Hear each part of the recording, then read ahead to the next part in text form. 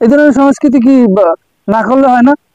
তোমাদের শব্দ এতই যদি পছন্দ, তোমরা যদি শব্দ এতই পছন্দ করো, তাহলে ইউটিউবে সার্চ দেবা, বিভিন্ন ধরনের মুভি আছে, যুদ্ধের মুভি আছে, বিভিন্ন শহর ধ্বংস হয়ে যায়, বোম ব্লাস্ট হয়, ভুম করে ফাইটে যায়, সেখানে ঘরবাড়ি উঠে যায়, মানুষের হাত পা উঠে যায়, সেই ধরনের সিনেমা তোমরা ডাউনলোড করে দিয়ে হাই স্পিড দিয়ে, ফুল স্পিড দিয়ে, ফুল সাউন্ড দিয়ে, কানে হেডফোন দিয়ে সেই শব্দ শুনবা। তোমাদের শব্দ যদি এতই পছন্দ হয়, তাহলে এই পটকা, এই বোমা, এই আতশবাজি বিকল্প হিসেবে তোমরা কানে হেডফোন দিয়া পৃথিবীর বড় বড় বিকট বিকট শব্দের ভিডিও ফুটেজ ডাউনলোড করে বা অডিও ফুটেজ ডাউনলোড করে, অডিও ডাউনলোড করে সেগুলো তোমরা কানে হেডফোন দিয়ে হনো, হাই স্পিড দিয়ে হনো, সারাদিন হনো, সারা রাত হনো, 24 ঘন্টা শোনো, কিন্তু মানুষের ক্ষতি করিয়া, শিশুদের ক্ষতি করিয়া, পাখিদের ক্ষতি করিয়া, বোমা বোমা ফুটাইয়া, আতশবাজি ফুটাইয়া, তারপরে আহ এগুলো লাগবে কিসে? পটকা ফুটাইয়া শিশুদের আতঙ্কিত করা লাগবে কিসে?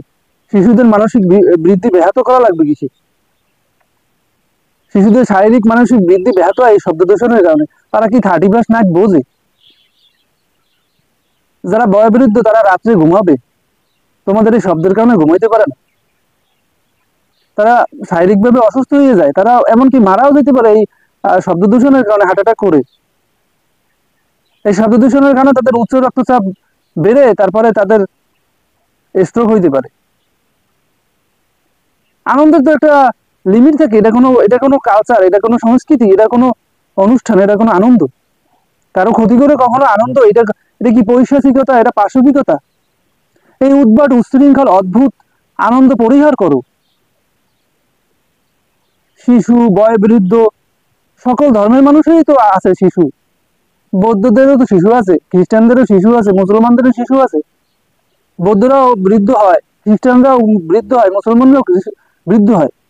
এখানে সব ধর্মের লোকেরাই তো ভুক্তভোগী এই কালচারে। তোমাদের সব ধর্মের লোকেরা এখন বলতে পারে না, তারা বলতে পারে না, তারা অসহায়। অসহায় হয়ে তোমাদের এই অদ্ভুত ও উচ্ছৃঙ্খল এই সংস্কৃতি তাদের সহ্য করতে হয়।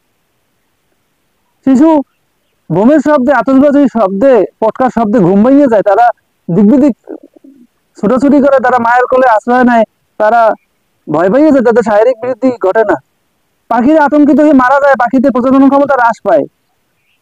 এই অদ্ভুত উচ্ছৃঙ্খল উদ্ভট সংস্কৃতি আমাদের লাগবে কি জন্য?